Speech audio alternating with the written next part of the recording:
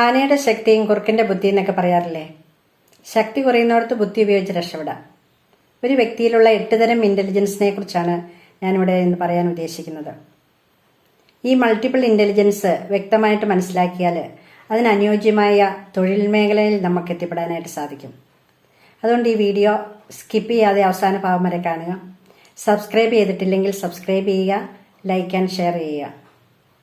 പഠന മികവ് നോക്കി ബുദ്ധിശക്തി അളക്കുന്ന ഒരു പൊതുവായ രീതി നമുക്കുണ്ട്. അങ്ങനെയാണെങ്കിൽ പഠനത്തിൽ മികവ് കുറഞ്ഞവർ ജീവിതത്തിൽ പരാജയപ്പെടുമോ? ഇതിനുള്ള ഉത്തരം മൾട്ടിപ്പിൾ ഇന്റലിജൻസ് ശരിയായിട്ട് അറിഞ്ഞ് പ്രവർത്തിക്കുക എന്നുള്ളതാണ്. ഒന്നാമത്തെ ഇന്റലിജൻസ് ലിംഗ്വിസ്റ്റിക് ഇന്റലിജൻസ്. ഭാഷാ പ്രാവീണ്യമുള്ളവർ.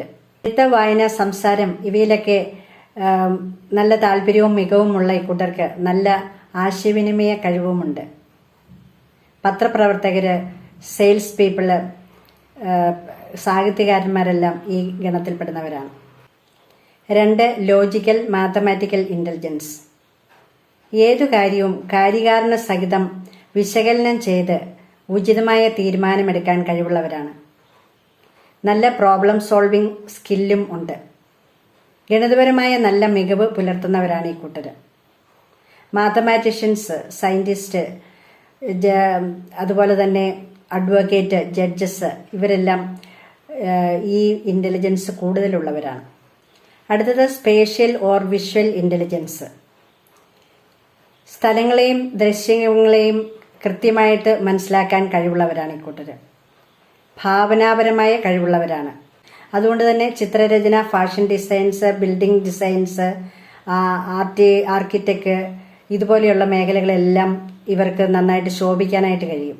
ഇന്റീരിയർ ഡെക്കറേറ്റേഴ്സ്, തിരക്കഥാകൃത്തുകൾ, ആർക്കിടെക്ട്സ്, എഞ്ചിനീയേഴ്സ്, നാവിഗേറ്റേഴ്സ്, പൈലറ്റ്സ് ഇവരെല്ലാം സ്പേഷ്യൽ ഇന്റലിജൻസ് നന്നായിട്ടുള്ളവരാണ്.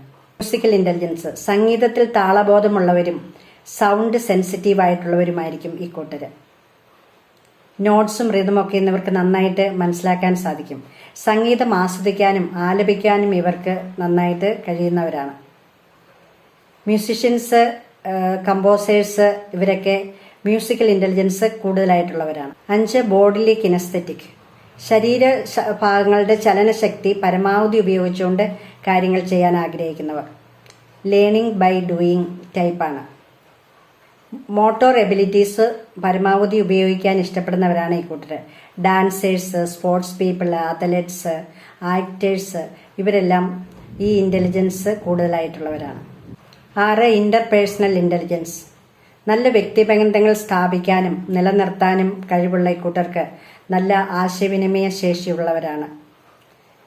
ആൾക്കാരോട് നന്നായിട്ട് ഇടപെടാനും അവരുടെ ഫീലിങ്സ് മനസ്സിലാക്കാനും അതനുസരിച്ച് പെരുമാറാനും കഴിവുള്ള ഇക്കൂട്ടർക്ക് ബന്ധങ്ങൾ, നല്ല ഫ്രണ്ട്സും ധാരാളം ഉണ്ടാവും. ടീം വർക്ക് ഇഷ്ടപ്പെടുന്നവരാണ് ഈ കൂട്ടർ. രാഷ്ട്രീയ പ്രവർത്തകർ, സൈക്കോളജിസ്റ്റുകൾ, സോഷ്യൽ വർക്കേഴ്സ്, ജേർണലിസ്റ്റ് ഇവരെല്ലാം ഈ വിഭാഗത്തിൽപ്പെടുന്നു. 7. Intrapersonal intelligence.